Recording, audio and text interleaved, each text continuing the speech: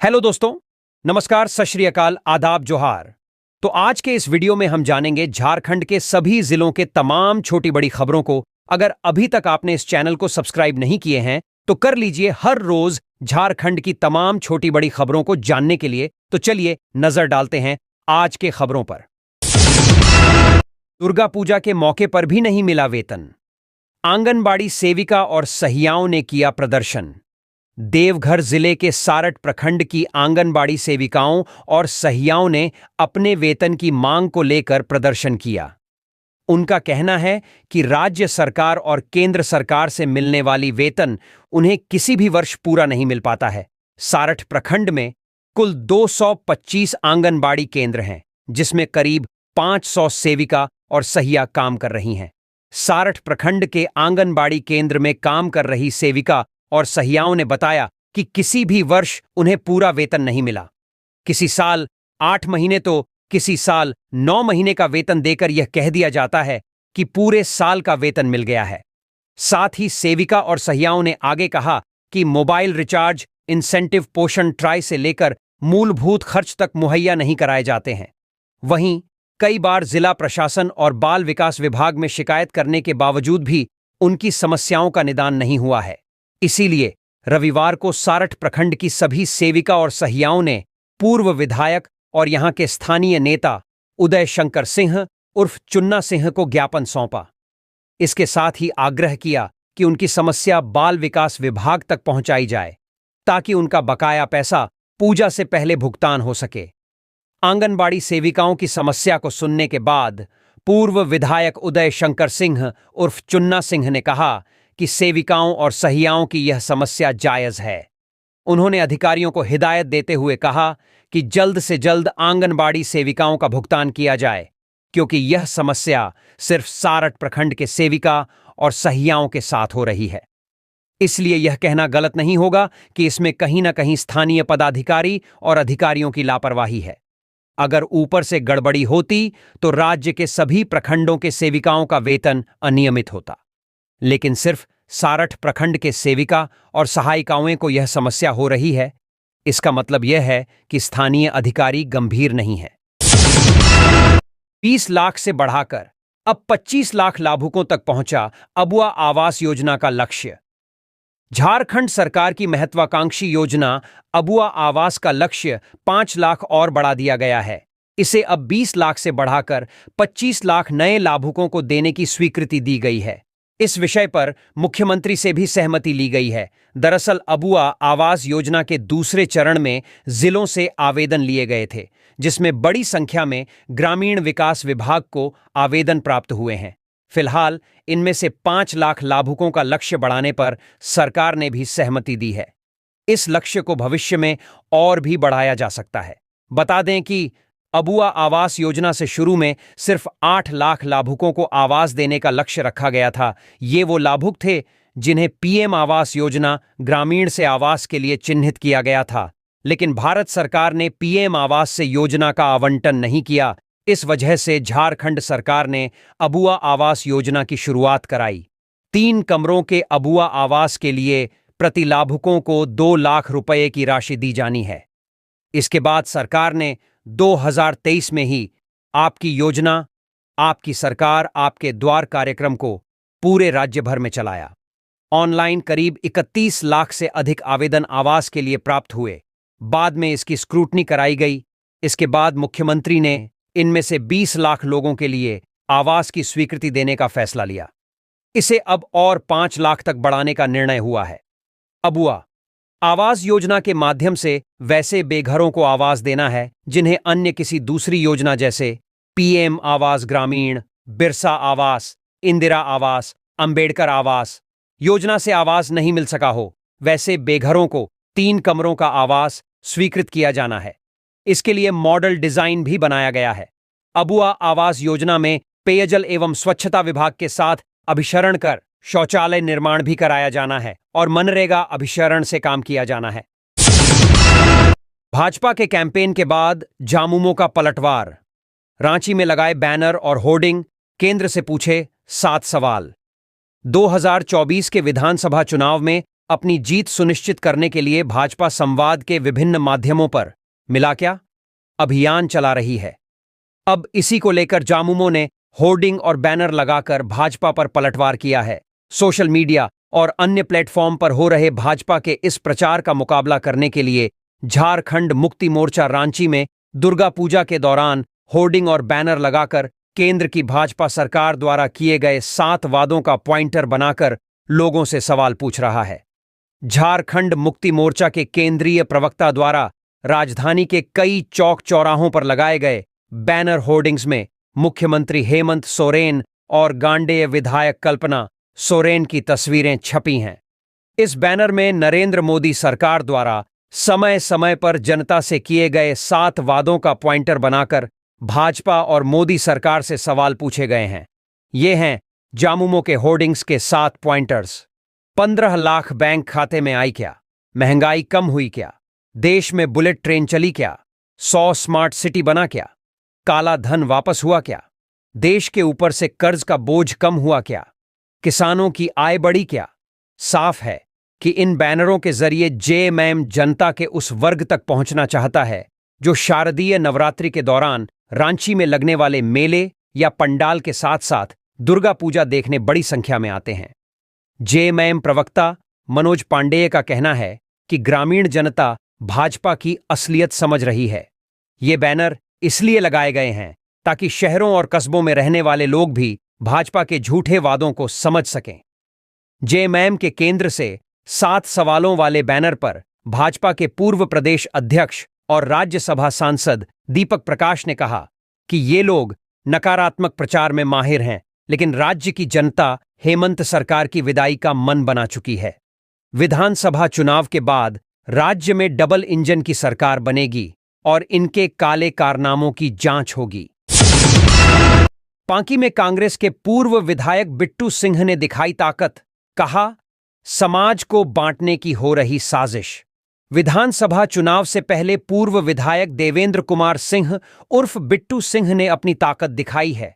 हजारों की भीड़ के सामने देवेंद्र कुमार सिंह उर्फ बिट्टू सिंह ने कहा है कि पांकी विधानसभा क्षेत्र में षड्यंत्र रचा जा रहा है और समाज को बांटने की कोशिश की जा रही है। गौरतलब हो कि बिट्टू सिंह के पिता विदेश सिंह 4 बार पांकी के विधायक रह चुके हैं, जबकि देवेंद्र कुमार सिंह उर्फ बिट्टू सिंह 1 बार पांकी से विधायक रह चुके हैं। रविवार को बिट्टू सिंह ने जन आशीर्वाद रैली का आयोजन किया।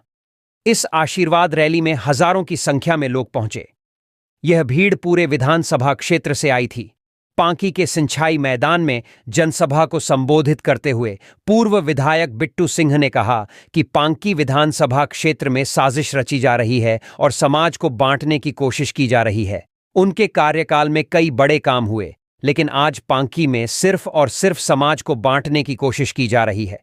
उन्होंने कहा कि वर्तमान विधायक की नीति मोहब्बत के नाम पर नफरत पैदा करने की है, जबकि वह नफरत के बाजार में प्यार बांट रहे हैं। उन्होंने कहा कि आज भाई भाई को लड़ाने की कोशिश की जा रही है। वर्तमान विधायक ने घोषणा पत्र के अनुसार 4 काम भी नहीं किए हैं। बिट्टू सिंह ने कहा कि वह महागठबंधन सरकार का हिस्सा है और अपने प्रयास से पांकी में उन्होंने कई काम करवाए हैं ताकि क्षेत्र की जनता को फायदा हो सके। अब रांची में खुलेगा Apollo multi speciality hospital. CM Hemant Soren खुद करेंगे शिलान्यास। झारखंड वासियों के लिए एक बहुत अच्छी खबर है, क्योंकि अब उन्हें गंभीर बीमारियों के इलाज के लिए दूसरे राज्यों के अस्पतालों के चक्कर काटने से मुक्ति मिलने वाली है। दरअसल मुख्यमंत्री हेमंत सोरेन की पहल पर रांची के स्मार्ट सिटी में अपोलो सुपर स्पेशलिटी हॉस्पिटल खुलने जा रहा है। मुख्यमंत्री खुद 7 अक्टूबर को इसकी आधारशिला रखेंगे। हृदय विज्ञान सहित 50 से ज्यादा विशिष्टताएं उपलब्ध होंगी। Gastrosciences, neurosciences, renal sciences, orthopaedics and joint replacement, oncology, आपातकालीन और आघात से बचाव के लिए हमेशा विशेषज्ञ और उपकरण उपलब्ध रहेंगे।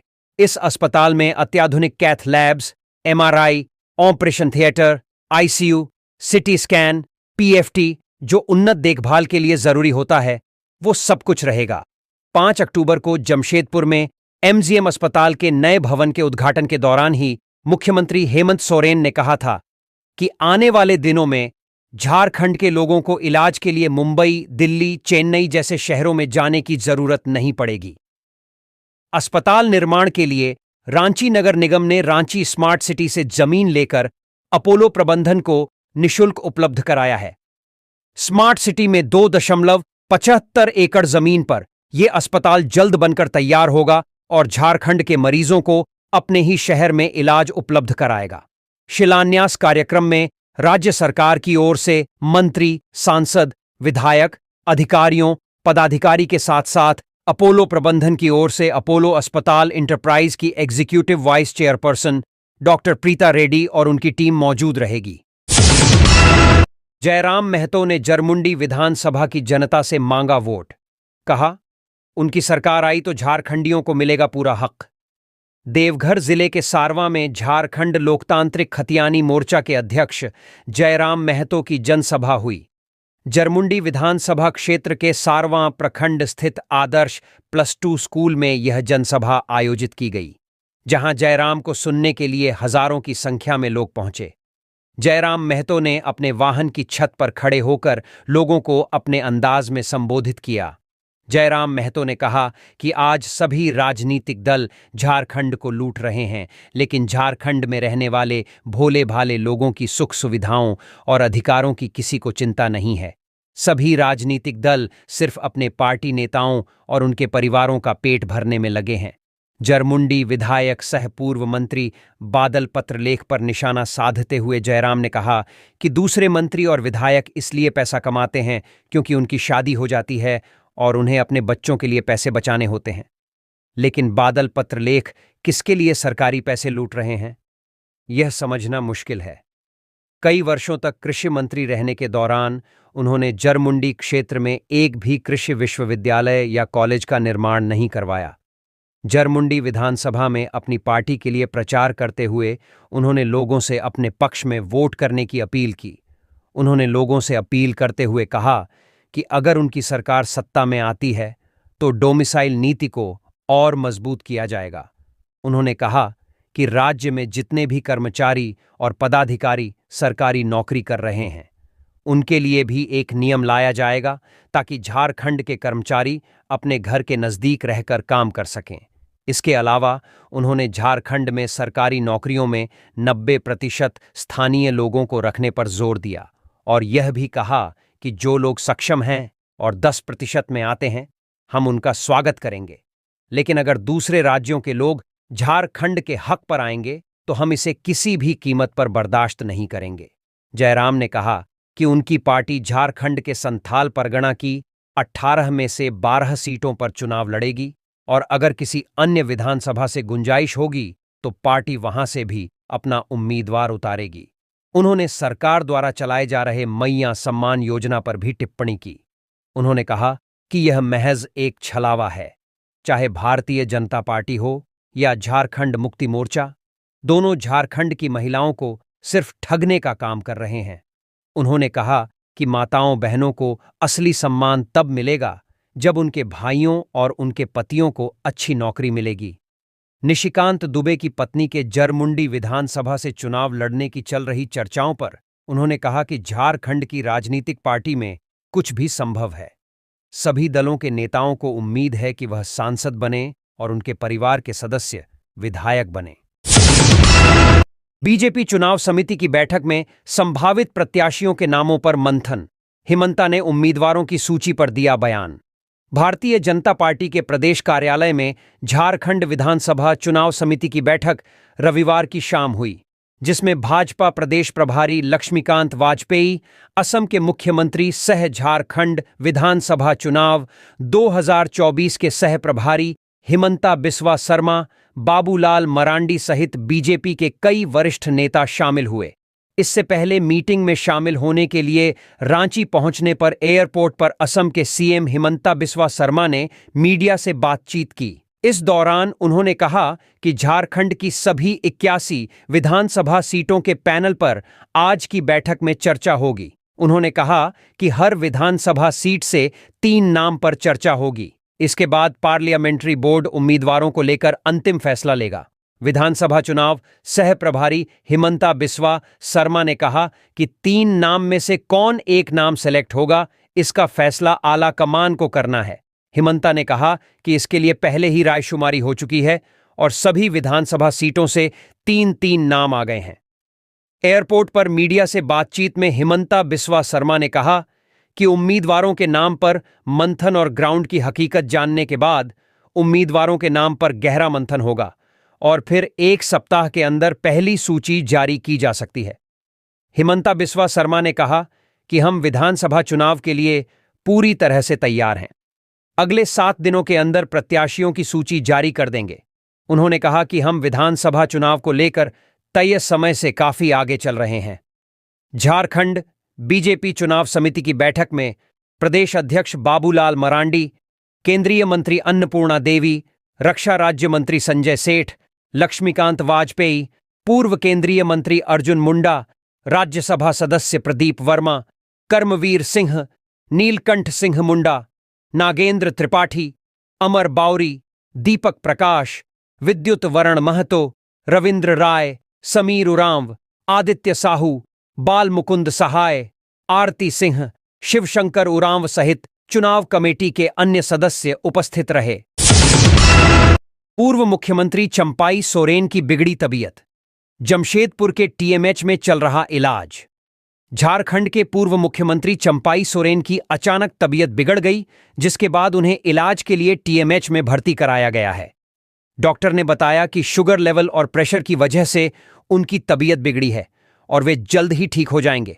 आपको बता दें कि झारखंड टाइगर के नाम से मशहूर जेएमएम के कद्दावर नेता चंपाई सोरेन ने जेएमएम से बगावत कर बीजेपी का दामन थाम लिया है, जिसके बाद से वे लगातार क्षेत्र का दौरा कर रहे हैं और बैठकें कर रहे हैं। इसी बीच चंपाई सोरेन की तबीयत बिगड़ने के बाद उन्हें जमशेदपुर के बिष्टपुर स्थित टीएमएच अस्पताल में भर्ती कराया गया है। टीएमएच अस्पताल के केबिन नंबर 57 में उनका इलाज चल रहा है और केबिन के बाहर उनके समर्थक मौजूद हैं। वहीं उनके स्वास्थ्य के बारे में जानकारी देते हुए टीएमएच अस्पताल के डॉक्टरों ने बताया कि शुगर लेवल और प्रेशर बढ़ने की वजह से चंपाई सोरेन की तबीयत बिगड़ी है। डॉक्टरों की निगरानी में उनका इलाज चल रहा है और उन्हें आराम की सख्त जरूरत है, वे जल्द ठीक हो जाएंगे। डॉक्टरों ने कहा कि संभवतः सोमवार को उन्हें अस्पताल से छुट्टी मिल जाएगी। इस बीच इलाज करा रहे चंपाई सोरेन से मिलने बीजेपी के लोग भी पहुंच रहे हैं। मंत्री बन्ना गुप्ता के खिलाफ फेक एफआईआर की कॉपी वायरल, साजिशकर्ता को तलाश रही पुलिस। झारखंड के स्वास्थ्य मंत्री बन्ना गुप्ता को बदनाम करने के लिए एक फेक एफआईआर कॉपी को किसी अज्ञात व्यक्ति के द्वारा वायरल किया गया है। एफआईआर कॉपी में मंत्री बन्ना गुप्ता पर गंभीर आरोप लगाए गए हैं। मामला सामने आने के बाद Ranchi police fake FIR viral करने वाले व्यक्ति की तलाश में जुट गई है। रांची के सिटी एसपी राजकुमार मेहता ने बताया कि यह मामला पूरी तरह से फर्जी है। जिस किसी के द्वारा भी यह कृत्य किया गया है, उसकी पहचान कर उस पर कड़ी कार्रवाई की जाएगी। फेक एफआईआर में आवेदन रांची के सिटी एएसपी के नाम से लिखा गया है, जिसमें तमाड़ की रहने वाली एक महिला ने मंत्री पर दुष्कर्म का आरोप लगाया है। सबसे हैरान करने वाली बात तो यह है कि आवेदन में तमाम कानूनी धारा लगाकर केस भी दर्ज कर लिया गया है, जबकि एफआईआर के लिए थाना में आवेदन देना पड़ता है। फेक एफआईआर में एक लैंडलाइन नंबर भी डाला गया है। रांची के सिटी एसपी राजकुमार मेहता ने बताया कि सिटी एसपी कार्यालय का फर्जी मोहर का इस्तेमाल कर एक फर्जी एफआईआर कॉपी का इस्तेमाल किया गया है और यह पूरा मामला ही फर्जी है। फिलहाल इस मामले की जांच की जा रही है। साथ ही आरोपी को चिन्हित करने के लिए पुलिस की छानबीन जारी है। कार्यकर्ताओं ने रामगढ़ सीट पर की भाजपा प्रत्याशी की मांग, आजसू पर लगाया अनदेखी का आरोप। रामगढ़ जिले में भाजपा आजसू से गठबंधन में सब कुछ ठीक नहीं चल रहा है। रामगढ़ जिले के पूर्व प्रत्याशी और वरिष्ठ नेता रणजय कुमार उर्फ कुंटू बाबू ने प्रेस कॉन्फ्रेंस कर गठबंधन में इस बार रामगढ़ विधानसभा चुनाव में भाजपा से उम्मीदवार की मांग कर रहे हैं। विधानसभा चुनाव आते ही सभी पार्टियों में टिकटों की होड़ शुरू हो जाती है। इधर भाजपा के पूर्व विधानसभा प्रत्याशी कुंटू बाबू ने रामगढ़ विधानसभा से भाजपा की ओर से प्रत्याशी खड़ा करने की मांग कर रहे हैं। इसके साथ ही साथ आजसू विधायक द्वारा भाजपा कार्यकर्ताओं को जीतने के बाद सम्मान नहीं दिए जाने की बात कर रहे हैं। रामगढ़ विधानसभा के पूर्व प्रत्याशी रणजय कुमार उर्फ कुंटू बाबू ने कहा कि पिछले उपचुनाव में भाजपा ने समर्पण भाव से आजसू को अपना समर्थन देकर चुनाव जितवाया। चुनाव जीतने के बाद आजसू ने भाजपा कार्यकर्ताओं के साथ न तो कोई औपचारिक बैठक की और न ही उन्हें धन्यवाद दिया, बल्कि इसके उलट चंदन कियारी से आजसू के पूर्व विधायक द्वारा अमर कुमार बावरी के खिलाफ बयान दिया। रणजय कुमार ने कहा कि रामगढ़ विधानसभा के भाजपा कार्यकर्ताओं ने अकेले चुनाव लड़ने का मन बना लिया है और जरूरत पड़ी तो मोदी और योगी जी का खड़ाऊ रखकर इस बार चुनाव लड़ने को तैयार हैं। उन्होंने कहा कि करीब 20 वर्षों बाद 2019 के विधानसभा चुनाव में बाबूलाल मरांडी के बाद उन्हें मौका दिया गया था। इस समय भाजपा को यहां से करीब 37,000 वोट प्राप्त हुए थे, जिसमें शहरी क्षेत्र का मत प्रतिशत 87% रहे थे। वहीं भाजपा के कार्यकर्ता भी चाहते हैं कि भाजपा रामगढ़ विधानसभा से चुनाव लड़े, क्योंकि आजसू विधानसभा सीट जीतने के बाद भाजपा कार्यकर्ताओं का सम्मान नहीं करता है। यदि कोई काम लेकर जाया जाता है तो उनका कहना होता है कि आप बीजेपी से हैं। बता दें कि 2019 में भाजपा और आजसू ने अलग अलग चुनाव लड़ा था, जिसमें दोनों की हार हुई थी। इस समय कांग्रेस ने जीत दर्ज की थी। रामगढ़ विधानसभा 2023 उपचुनाव में भाजपा आजसू के गठबंधन में आजसू के खाते में गई थी और आजसू की सुनीता चौधरी को जीत मिली थी। लेकिन अब भाजपा की ओर से रामगढ़ विधानसभा के लिए बीजेपी प्रत्याशी की मांग और जयराम महतो की पार्टी की एंट्री चुनाव में असर डालेगी, यह देखने वाली बात होगी। लोगों की सुरक्षा के लिए चप्पे चप्पे पर रहेगी पुलिस की नजर। इलेक्ट्रॉनिक सर्विलांस पर विशेष फोकस। झारखंड में दुर्गा पूजा को लेकर सभी जिलों में सुरक्षा बलों की तैनाती कर दी गई है। पुलिस मुख्यालय ने सुरक्षा की पुख्ता व्यवस्था करने के लिए झारखंड के 24 जिलों में करीब 10,000 अतिरिक्त पुलिस बल प्रदान किए हैं। रांची, हजारीबाग और जमशेदपुर में बम निरोधक दस्ते की टीम को भी तैनात किया गया है। साथ ही सभी जिलों के पुलिस अधीक्षकों को मुख्यालय के द्वारा निर्देश दिया गया है कि वह शहर की निगरानी के लिए इलेक्ट्रॉनिक सर्विलांस पर विशेष फोकस करें। पुलिस मुख्यालय के स्तर से झारखंड के सभी 24 जिलों में पर्व त्योहारों को देखते हुए सुरक्षा के पुख्ता इंतजाम किए गए हैं और सभी जिलों को पर्याप्त बल उपलब्ध करवा दिया गया है। जिले के एएसपी मुख्यालय के द्वारा उपलब्ध करवाए गए बलों की ब्रीफिंग कर सुरक्षा के लिए उनका योगदान सुनिश्चित करवा रहे हैं। झारखंड के डीजीपी अनुराग गुप्ता ने बताया कि पूरे राज्य में दुर्गा पूजा के दौरान सुरक्षा को लेकर विशेष तैयारियां की गई हैं। वहीं फोर्स की तैनाती के साथ साथ अग्निशमन विभाग, एनडीआरएफ, एसडीएस और एम्बुलेंस सिस्टम को भी पूरी तरह से अलर्ट पर रखा गया है। सुरक्षा के लिए इलेक्ट्रॉनिक सर्विलांस पर भी विशेष फोकस किया गया है। शहरों की निगरानी के लिए सीसीटीवी कैमरा की संख्या को भी बढ़ाई जा रही है। इसके अलावा विभिन्न प्रतिष्ठानों में लगे कैमरों का फीड भी कंट्रोल रूम से जोड़ा जा रहा है, ताकि शहर के अधिकांश चौक चौराहे तीसरी आंख की जद में आ जाए। पुलिस के द्वारा सभी पूजा समितियां को स्पष्ट निर्देश दिया गया है कि वह पंचमी से पहले पूरे पूजा पंडाल को सीसीटीवी कैमरा की निगरानी में रखने का काम पूरा कर लें। खासकर इन और आउट में बेहतर कैमरे लगाने का निर्देश पूजा समितियां को दिया गया है। सभी पूजा पंडालों में सीसीटीवी कैमरे लगे हैं या नहीं, इसकी जांच के लिए थाना प्रभारियों को निर्देश दिया गया है। शहर और ग्रामीण क्षेत्र के सभी थाना प्रभारी अपने अपने क्षेत्र में पड़ने वाले पूजा पंडालों का विजिट कर बाकायदा सीसीटीवी को चेक करेंगे। यह भी थाना प्रभारी ही तय करेंगे कि सीसीटीवी का डीवीआर में बैकअप बढ़िया हो। बता दें कि दुर्गा पूजा से लेकर महापर्व छठ तक अतिरिक्त सुरक्षा बल जिलों में तैनात रहेंगे।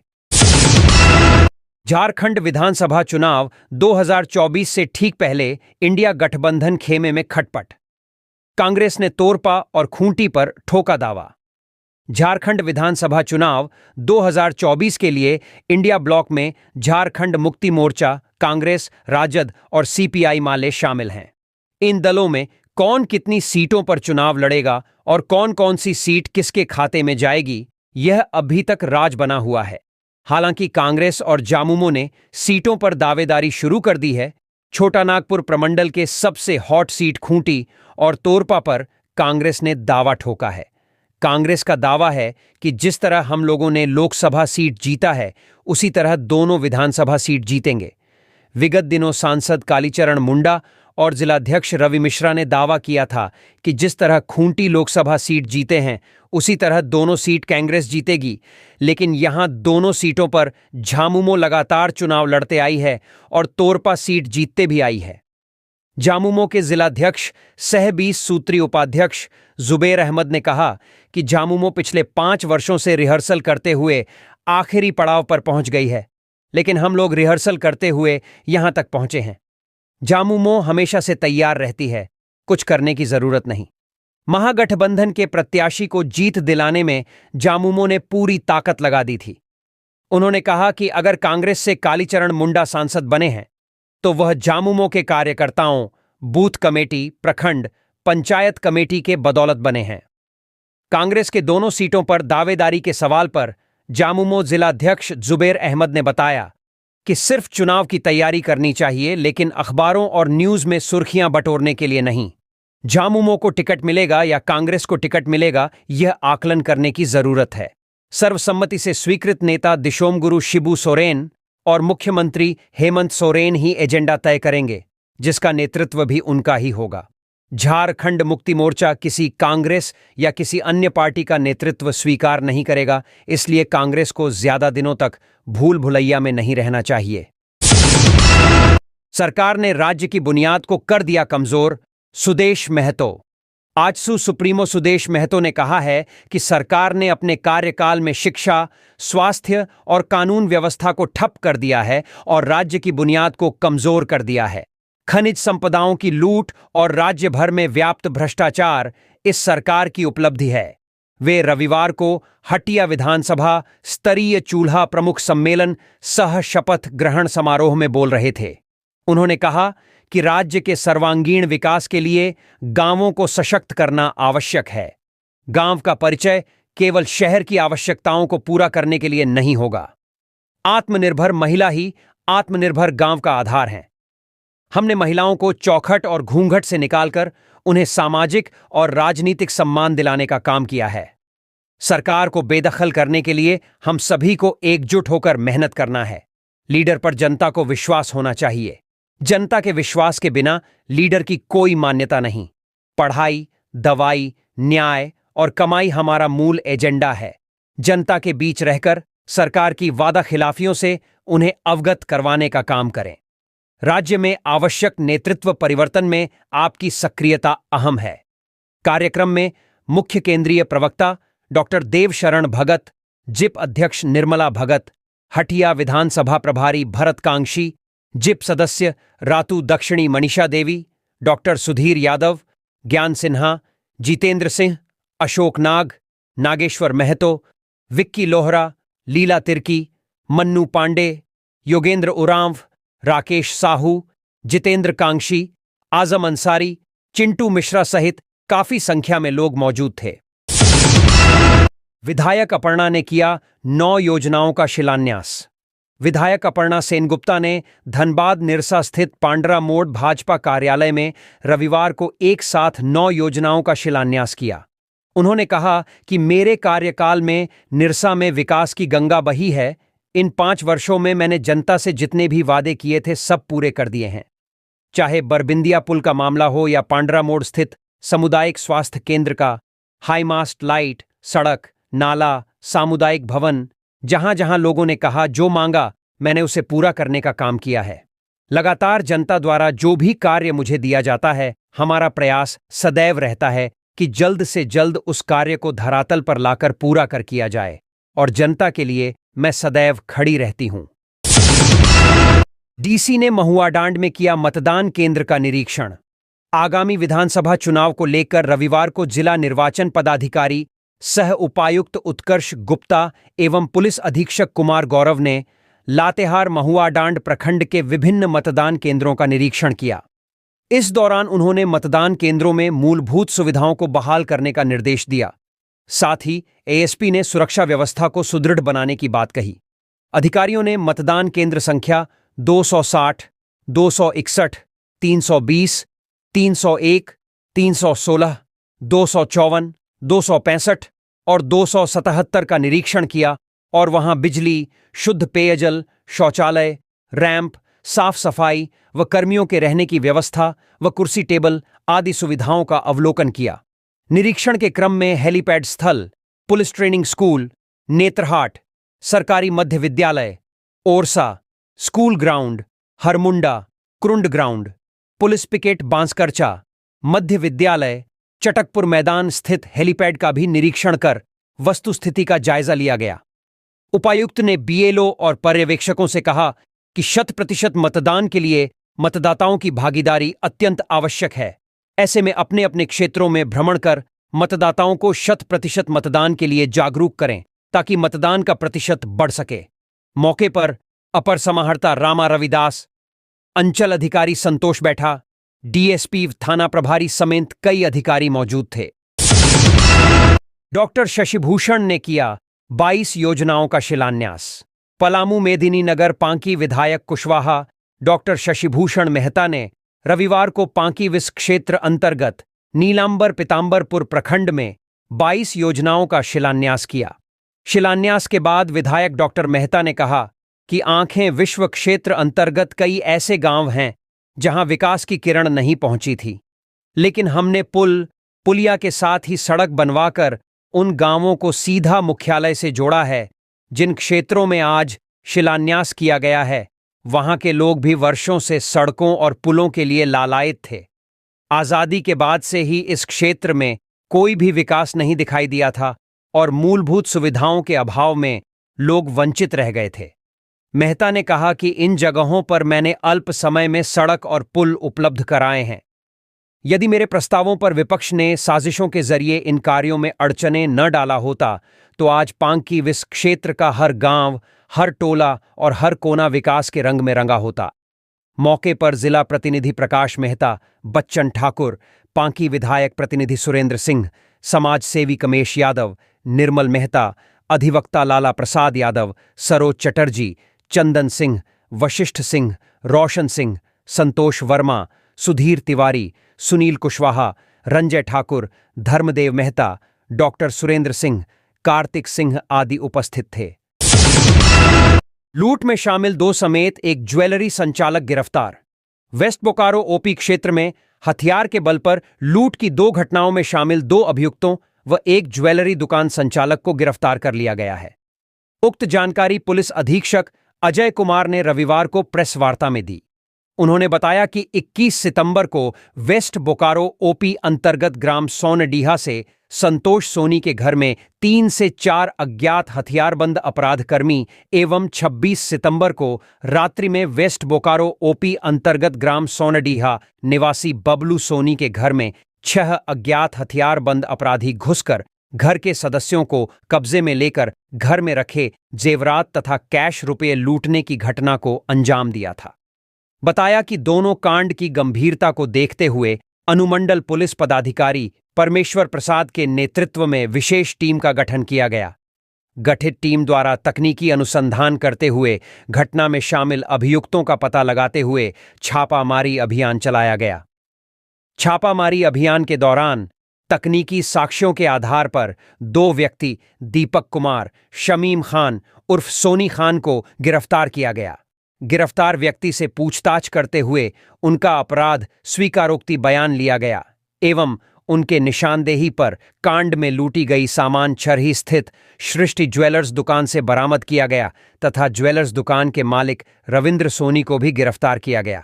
घटना में प्रयुक्त एक बाइक, 12 जोड़ा चांदी का पायल, 6 पीस चांदी की चेन, सोने की बिस्कुट व चांदी की बिस्कुट बरामद की गई। दोनों कांडों में शामिल अन्य 6 अपराधियों की गिरफ्तारी के लिए गठित टीम द्वारा लगातार छापेमारी अभियान चलाया जा रहा है। दोनों कांडों में फरार चल रहे 6 अपराधियों का पूर्व में भी आपराधिक इतिहास रहा है। बताया कि गिरफ्तार तीनों अभियुक्तों को न्यायिक हिरासत में भेज दिया गया है।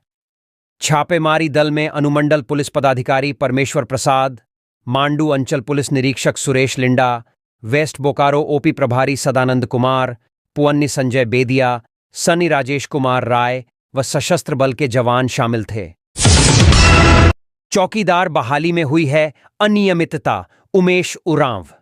लातेहार चौकीदार बहाली में हुए धांधली को लेकर चौकीदार अभ्यर्थी उमेश उरांव ने प्रेस वार्ता की। उन्होंने बताया कि चौकीदार बहाली में हुई अनियमितता हुई है।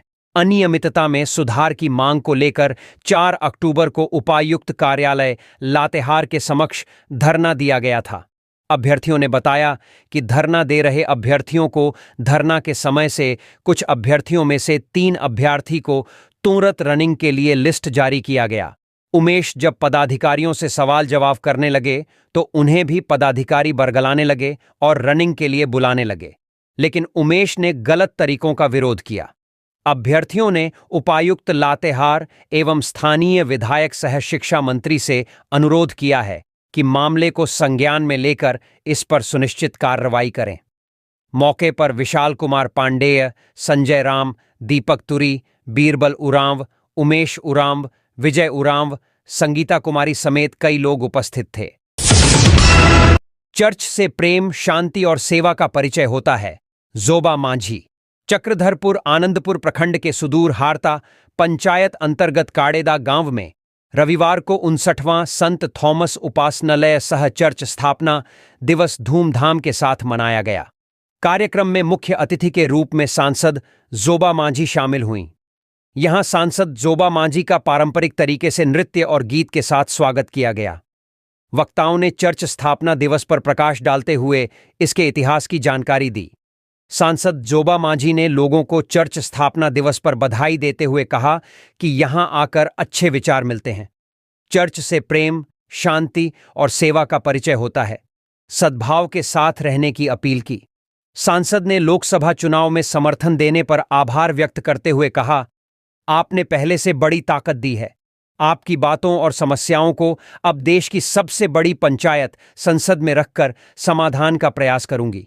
ग्रामीणों की मांग पर उत्क्रमित उच्च विद्यालय पुटुंगा की 4 दीवारी, शौचालय आदि निर्माण की घोषणा की।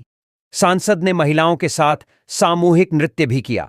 मौके पर फादर थॉमस मुंडू, पुरोहित संतोष मुंडू, प्रचारक पैतृक डांग, सचिव जीवन प्रकाश भुइयां, पौलुस भुइयां, मेरी भुइयां, जीरण भुइयां, सुशाना डांग, प्रीतिवंती डांग, प्रमोद बरजो, प्रखंड 20 सूत्री कार्यक्रम कार्यान्वयन समिति के अध्यक्ष अजय कच्छप, सेवानिवृत्त शिक्षक दानियल भुइयां समेत बड़ी संख्या में लोग उपस्थित थे। मैया के आगे भाजपा का गोगो दीदी फेल, केशव महतो। विधानसभा चुनाव के मद्देनजर कांग्रेस पार्टी द्वारा रविवार को सिद्धगोड़ा टाउन हॉल में जनसंवाद लक्ष्य 2024 कार्यक्रम का आयोजन किया गया, जिसमें मुख्य अतिथि के रूप में प्रदेश कांग्रेस अध्यक्ष केशव महतो कमलेश मौजूद रहे। इस दौरान उपस्थित कार्यकर्ताओं को संबोधित करते हुए प्रदेश अध्यक्ष ने कहा कि झारखंड में इंडिया गठबंधन की सरकार बेहतर कार्य कर रही है। खासकर इसकी मैया सम्मान योजना की सफलता से भाजपा बौखला गई है। इसलिए भाजपा राज्य में गोगो दीदी योजना की झूठी फार्म महिलाओं से भरवा रही है, लेकिन मैया के आगे भाजपा का गोगो दीदी योजना सफल नहीं होगी। तो ये थी आज की कुछ मुख्य बड़ी खबरें। जुड़े रहे इस चैनल के साथ। ऐसे ही आपको इस चैनल के माध्यम से झारखंड की तमाम छोटी बड़ी खबरों का अपडेट मिलता रहेगा। अब हमको इजाजत दीजिए। जोहार।